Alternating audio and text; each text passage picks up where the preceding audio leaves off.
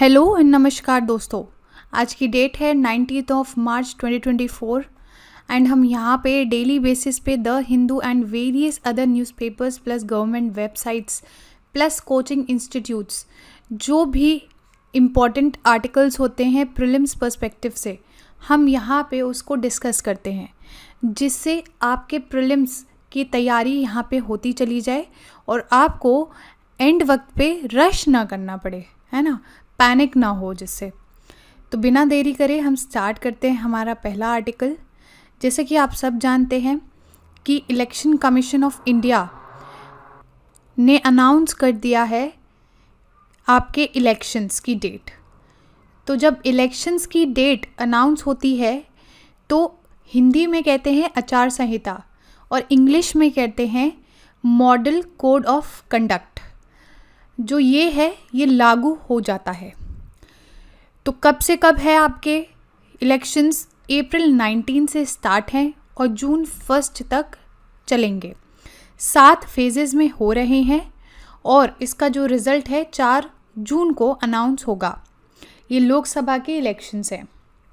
हम थोड़ा सा मॉडल कोड ऑफ कंडक्ट के बारे में जान लेते हैं।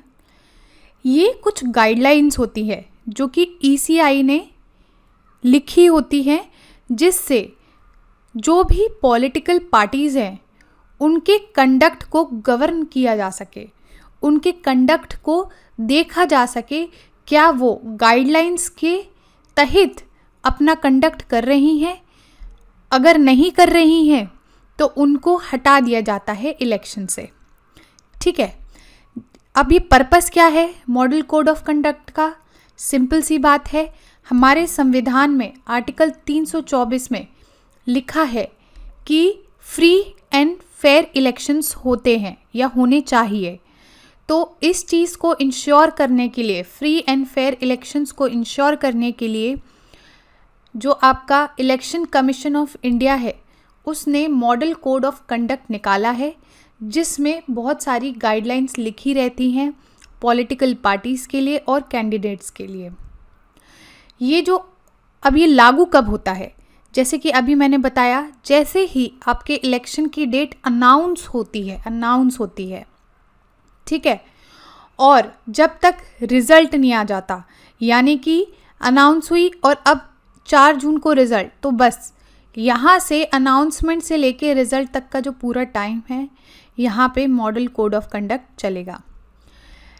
अब आप ये समझ लो कि ये जो मॉडल कोड ऑफ कंडक्ट है ये कोई लॉ इन्फोर्स नहीं करता है, यानी कि अगर ECI इसको लागू कर रहा है तो ये किसी लॉ के अंडर नहीं आता है, बट बहुत सारे डिफरेंट प्रोविजंस हैं कुछ स्टैचूट्स में। कौन कौन से स्टैचूट्स की बात कर रहे हैं? RPA एक्ट 1951, ऐसे ही बहुत सारे अदर एक्ट्स हैं जिसके तहत जो है हम लोग MCC लागू करते हैं। ठीक है, अब हम देख लेते हैं कि कौन कौन से रेस्ट्रिक्शंस होते हैं MCC लगने के बाद। जो कैंडिडेट्स हैं वो फाइनेंशियल ग्रांट्स अनाउंस नहीं कर सकते, और सरकार जो है आपकी रूलिंग सरकार है वो नए प्रोजेक्ट्स भी लॉन्च नहीं कर सकती। कोई भी प्रॉमिस किया नहीं जा सकता अथॉरिटीज़ के द्वारा फॉर इंफ्रास्ट्रक्चर डेवलपमेंट। जैसे अगर मान लो इलेक्शंस आने वाले हैं और सरकारों ने बोल दिया कि भैया हम तो तुम्हें रोड बना के देंगे, लेकिन MCC क्या कहता है, जब अनाउंस हो जाए और जब तक रिज़ल्ट है आप ये जो प्रॉमिसेस हैं ये नहीं कर सकते हैं।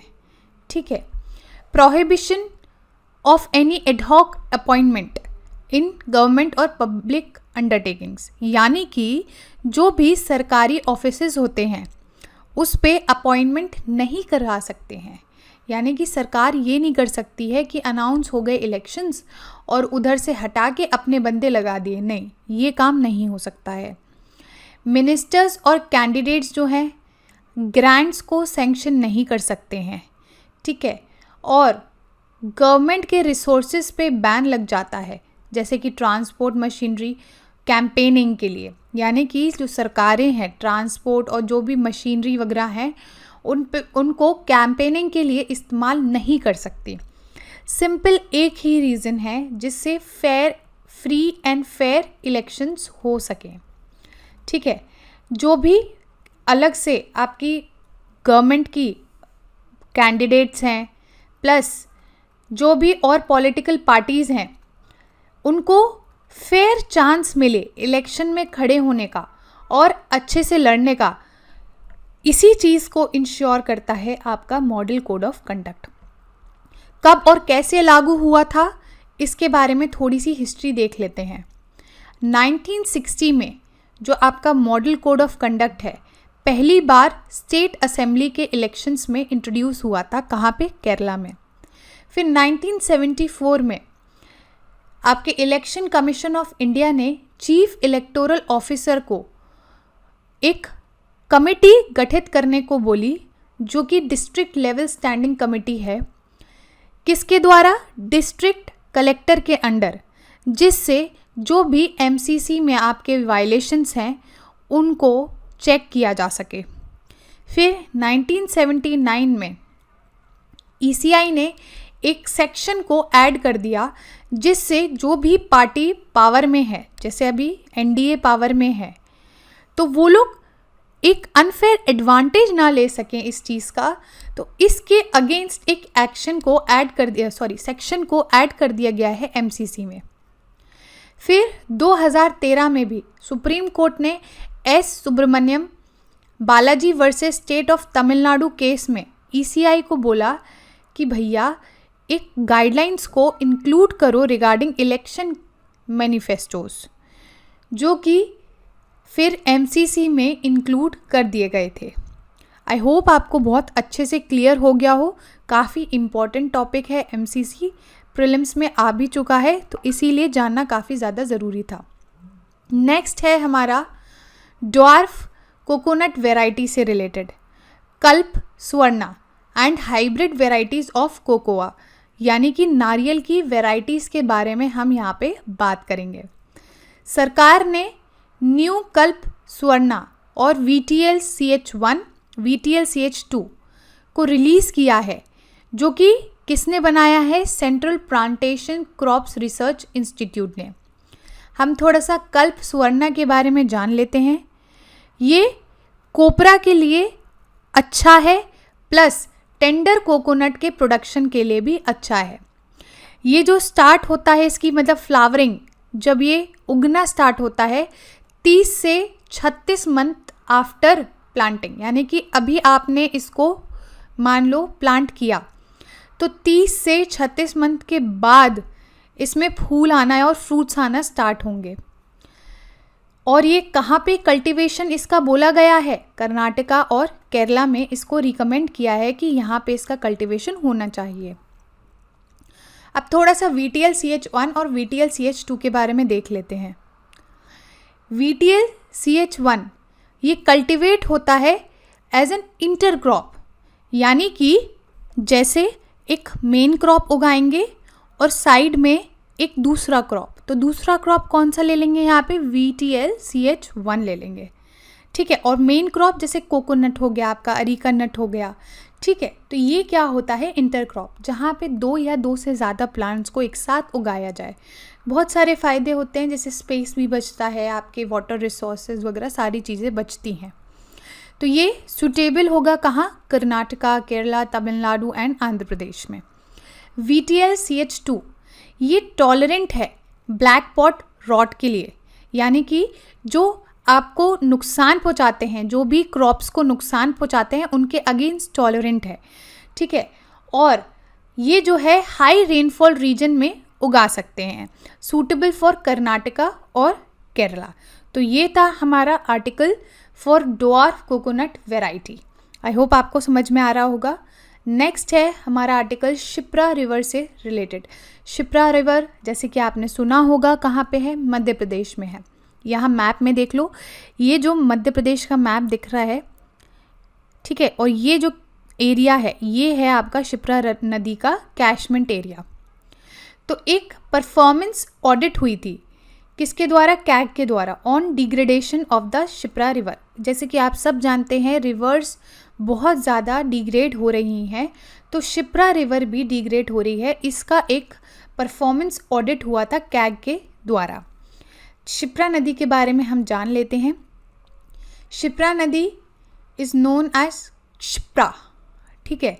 ये रिवर है मध्य प्रदेश की, पेरिनियल है रिवर और काफ़ी ज़्यादा सीक्रेट मानी जाती है, जैसे गंगा रिवर मानी जाती है हिंदुओं के द्वारा। ओरिजिन देख लो, ये विंध्या रेंज में ओरिजिन होता है इसका, एक हिल से। हिल क्या नाम है? काकरी टेकड़ी, ठीक है, जो कि उज्जैन से 11 किलोमीटर की दूरी पे है। उज्जैन मतलब जो उज्जैन है आपका, शिप्रा नदी के बैंक पे सिचुएटेड है। ये जो पेरिनियल रिवर है आपकी, ये फ्लो करती है मालवा प्लेटो से एंड फिर चंबल रिवर को ज्वाइन कर लेती है। कान और गंभीर इसकी मेजर ट्रिब्यूटरीज हैं। रिलीजियस सिग्निफिकेंस है, जैसे एंशिएंट हिंदू टेक्स्ट यानी पुराण्स की बात कर ले, उनके हिसाब से जो शिप्रा रिवर है ना, ये वाराह के हार्ट से उगी है। वाराह भगवान जिनको माना जाता है, उनके हार्ट से उगी है ये, जो कि लॉर्ड विष्णु के इनकारनेशन है। यहाँ पे एक बहुत बढ़िया आश्रम भी है, किसका? सेज संदी पानी का, जहाँ पे लॉर्ड कृष्णा ने अपना 8th इनकारनेशन लिया था। फिर आपका कुंभ मेला भी यहीं होता है। जैसे कि आप जब सब जानते हैं उज्जैन में आपका कुंभ मेला होता है, तो बस यहीं पे इस रिवर पे, शिप्रा रिवर पे कुंभ मेला भी होता है। शिप्रा रिवर और कहाँ कहाँ मेंशन है? बुद्धिस्ट और जैन टेक्स्ट में भी मेंशन्ड है, यानी कि सिर्फ हिंदू में ये इम्पोर्टेंस नहीं रखती है, बुद्धिज़्म में भी और जैनिज़्म में भी काफ़ी इम्पोर्टेंट रिवर है ये। नेक्स्ट है हमारा बायो माइनिंग। बायो माइनिंग क्या होता है? माइनिंग जैसे आपको सब पता है कि खुदाई करना है ना, मिनरल्स को निकालना ज़मीन से। बायो मतलब कुछ ऐसे ऑर्गेनिज्म के थ्रू निकालना, ऐसी टेक्निक्स के थ्रू निकालना जो कि इन्वायरमेंट फ्रेंडली हो, ठीक है। तो दिल्ली का जो बायो माइनिंग प्रोजेक्ट है वो डिले हो रहा है। जो लैंडफिल्स हैं, यानी कि जैसे आपने गाजीपुर लैंडफिल्स के बारे में जाना होगा, बहुत ज़्यादा कूड़ा इकट्ठा हो गया है, वो एक तरीके का पहाड़ बन गया है। तो इस चीज़ को क्लियर करने के लिए बायो माइनिंग टेक्निक्स का यूज़ किया जा रहा था। तो जो दिल्ली है, इन्होंने जो अपनी डेडलाइन थी वो मिस कर रहे हैं। CPCB यानी कि सेंट्रल पोल्यूशन कंट्रोल बोर्ड के द्वारा या फिर इनके तहत ये क्या कहते हैं? Scientific process of excavation, treatment, segregation and gainful utilization of aged municipal solid waste और legacy waste is called bio mining. ये टेक्निकल डेफिनेशन है जो कि आपके मीन्स में काम आएगी, प्रीलिम्स में नहीं आएगी। बस आपको इतना समझना है कि ये इन्वायरमेंट फ्रेंडली टेक्निक होती है, जिससे हम सॉइल से सेपरेट करते हैं रिसाइक्लेबल प्रोडक्ट्स को, जैसे प्लास्टिक हो गया, मेटल हो गया, पेपर हो गया, टेक्सटाइल हो गया, ठीक है। तो यही CPCB कह रहा है, एक साइंटिफिक प्रोसेस है जिसमें हम एक्सकेवेट करते हैं, खुदाई करते हैं, अलग करते हैं, ट्रीट करते हैं, फिर अलग करेंगे और जो भी ये रिसाइक्लेबल प्रोडक्ट्स होंगे उनका दोबारा से ये यूज़ करेंगे, ठीक है। जो बायो माइनिंग ऑपरेशन का टारगेट है, लाइक कॉपर, यूरेनियम, निकल, गोल्ड, ये कहाँ पे फाइंड होता है? सल्फर बियरिंग मिनरल्स में, ठीक है। तो आपको ये भी पता है कि काफ़ी ज़्यादा वैल्यूएबल मेटल्स भी इसमें मिलते हैं। तो ये था हमारे आज का discussion. Thank you very much for the discussion.